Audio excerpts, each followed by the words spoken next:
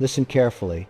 I've built companies, I've made money, and I've watched thousands of people try to do the same thing. After decades of seeing who wins and who collapses, I can tell you this with absolute certainty. Most people are chasing the wrong scoreboard. They think wealth is the score. It's not. Money is not the finish line. It's not the point. Money is a tool, and most people never learn how to use it correctly. When you're young, you believe one simple idea: more money will fix everything. That belief is expensive. Early in your career, every raise feels like progress, so you spend more.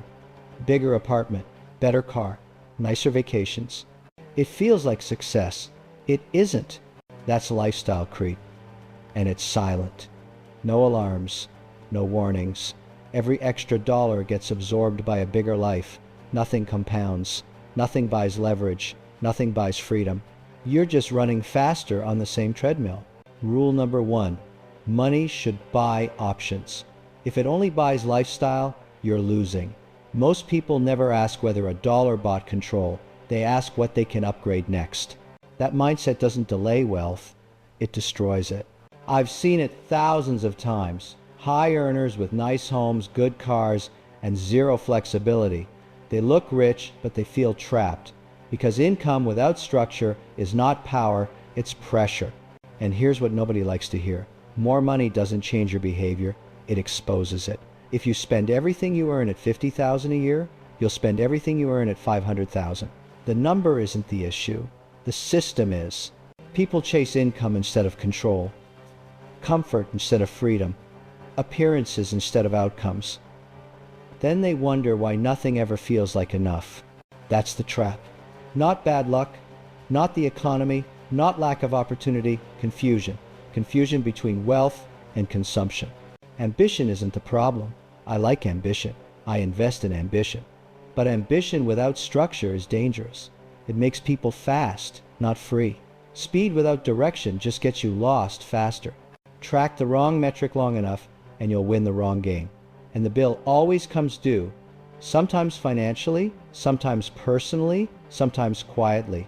I've watched people win financially and lose everything else.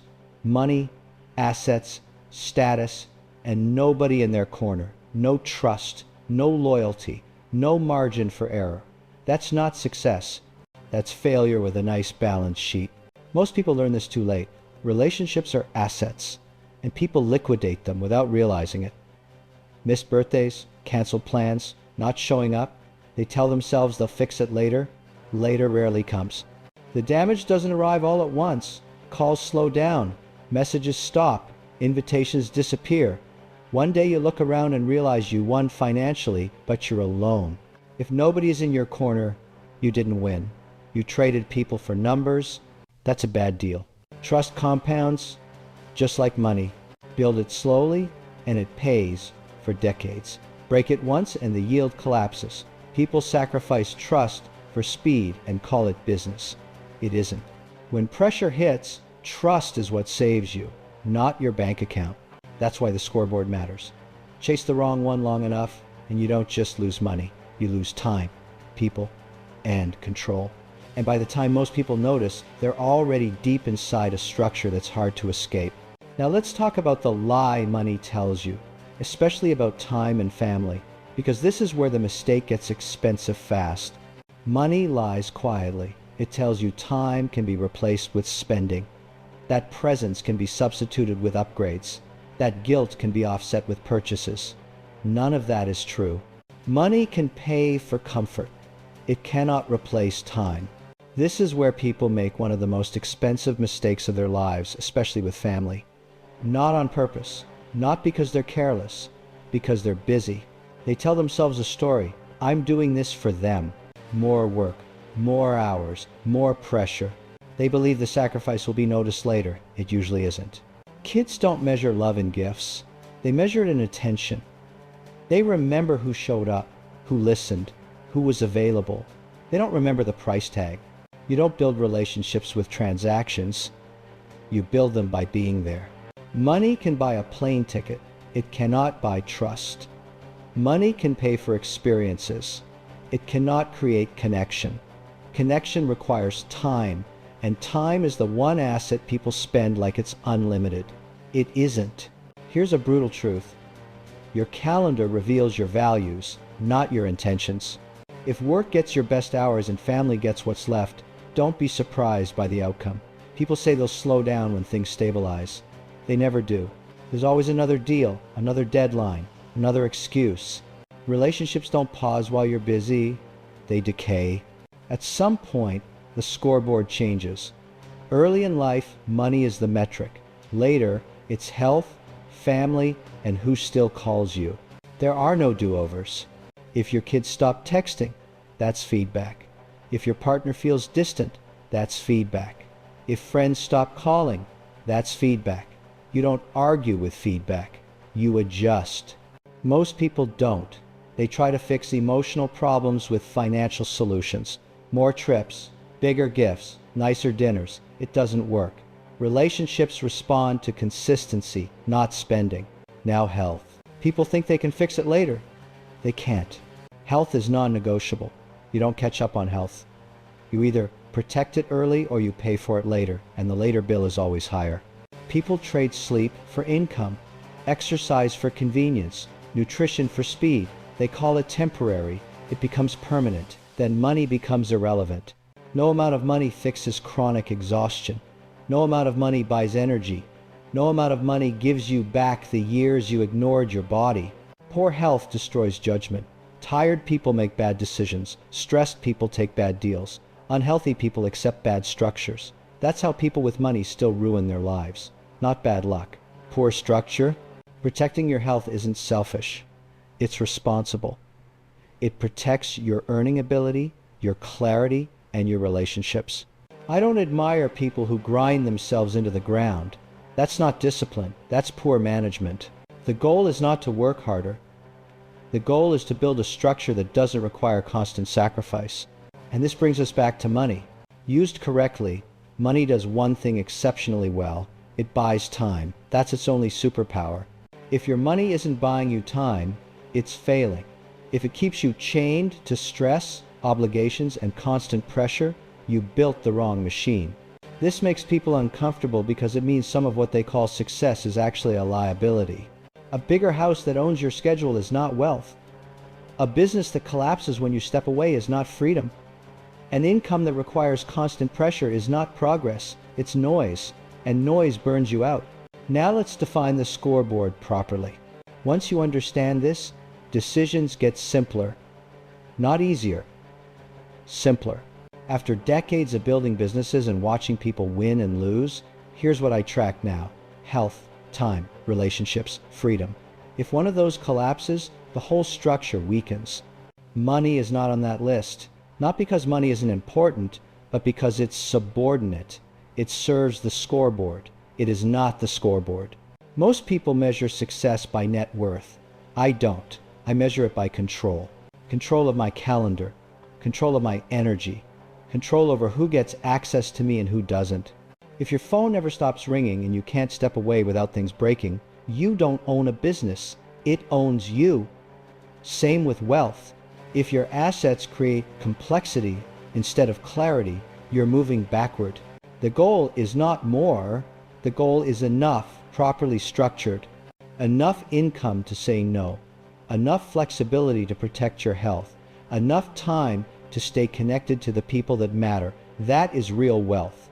You don't fix this at the end. You design it early. Every decision compounds. Every habit compounds. You either compound freedom or you compound regret. There's no neutral position. People tell themselves they'll rebalance later. Later is expensive. Later usually means health problems, broken relationships, or structures that are too big to unwind cleanly. Money without control creates anxiety. Control without excess creates stability. Complexity is a tax. Every obligation, every asset, every commitment takes energy. If it doesn't buy time or reduce risk, it's probably stealing both. Most people don't audit complexity. They accumulate it. Then they wonder why life feels heavy. The best operators simplify aggressively. They cut obligations. They reduce mental overload. They build systems that don't require constant supervision. Status is expensive. It demands maintenance. It attracts noise. Freedom is quiet. It shows up in how you wake up, how you spend your mornings, and whether you can walk away when something doesn't make sense. This is not about living small. It's about alignment. You can have nice things. You just can't let them own you. Professionals don't ask if they can afford something.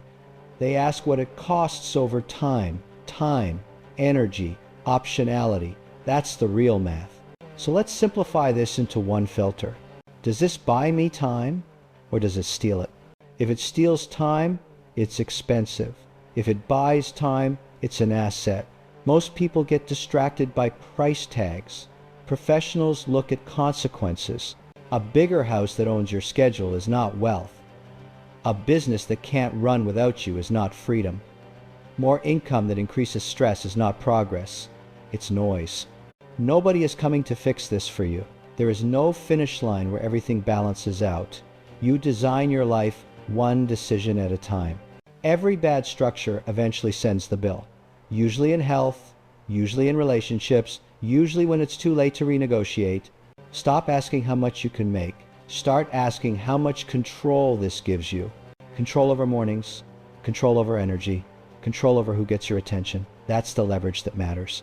Money is useful only when it serves those goals. Otherwise, it's just a scoreboard keeping you trapped in a game you didn't choose. Now, action. Knowing this is not the same as doing it.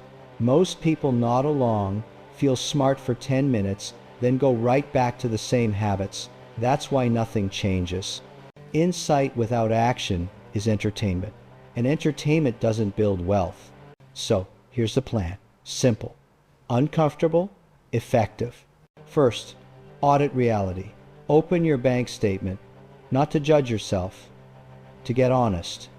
Look for anything that costs you money but gives you no control, no leverage, and no peace.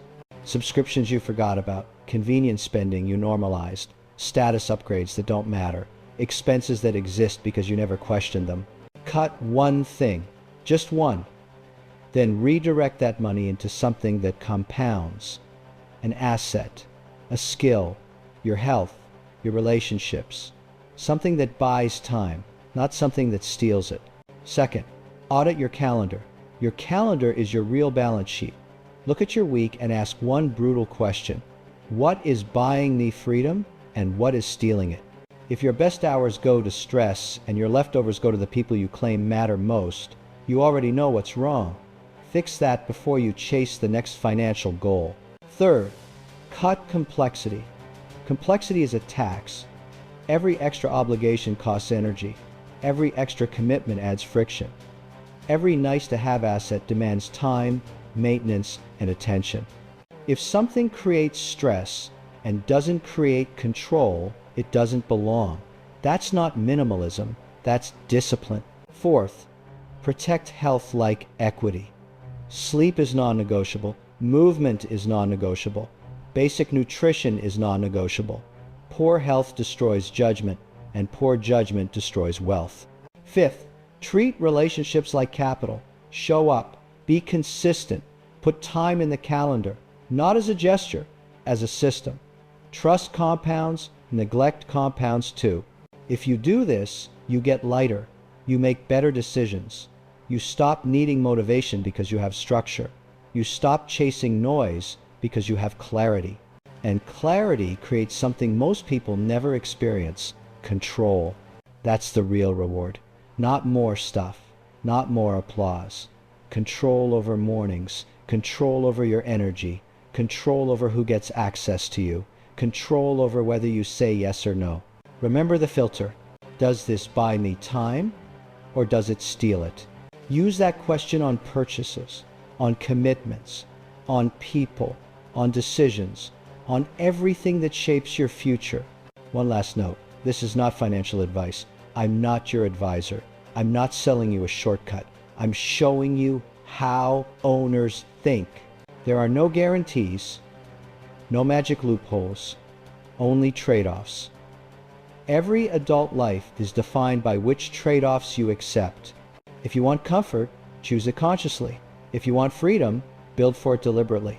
But don't lie to yourself about which game you're playing. Make the next decision count. That's all.